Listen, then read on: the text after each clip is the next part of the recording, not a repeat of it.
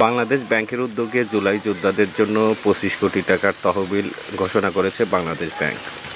দর্শক, এই তহবিলটি ঘোষণা করা হয়েছে 8 জুলাই 2025 তারিখে। জুলাই আন্দোলন শহীদ ও আহতদের সহায়তায় 25 কোটি টাকার বিশেষ তহবিল গঠন করেছে বাংলাদেশ ব্যাংক ও 11টি বাণিজ্যিক ব্যাংক।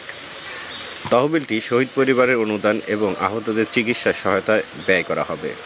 মঙ্গলবার 8 জুলাই বাংলাদেশ ব্যাংকে অনুষ্ঠিত এক সভায় এই সিদ্ধান্ত গ্রহণ করা হয়।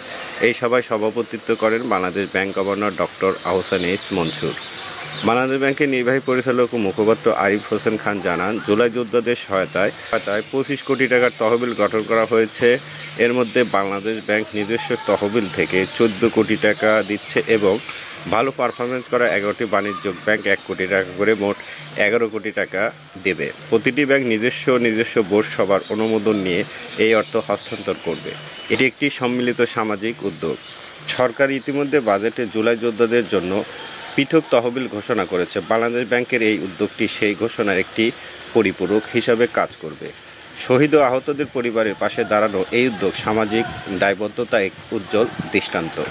এছাড়াও ব্যাংকার সভায় বাণিজ্যিক ব্যাংকের ব্যবস্থা পরিচালক হাউস লোন এবং ক্রেডিট কার্ড ঋণের সীমা বাড়ানোর প্রস্তাব করেন। তারা জানান, বর্তমানে হাউস লোন হিসাবে মোট ঋণের মাত্র 2 থেকে 3% বিতরণ করা হয় এবং একজন গ্রাহক সর্বোচ্চ 2 কোটি টাকা হাউস লোন পেতে পারেন, যা সময়ের প্রেক্ষাপটে বাড়ানো উচিত। বাংলাদেশ ব্যাংকের governor doctor Ahsan H Mansur প্রস্তাবটি ইতিবাচক গ্রহণ করেন এবং গ্রাহকের সক্ষমতা প্রয়োজন বিবেচনা করে লোনের ঊর্ধ্বসীমা বাড়ানো হবে। একই সঙ্গে বর্তমানে 10 লাখ টাকার সীমাবদ্ধতা থাকা ক্রেডিট কার্ডের ঋণের পরিমাণও সময়ের চাহিদা অনুযায়ী বৃদ্ধি করার কথা জানানো হয়েছে।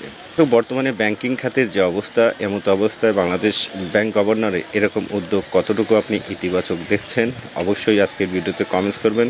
বিশেষ দর্শক, অবশ্যই আজকের ভিডিওটি শেয়ার করে দিবেন যাতে করে অন্যরা এই খবরটি খুব সহজেই জানতে পারেন। সবাইকে ধন্যবাদ। আসসালামু আলাইকুম।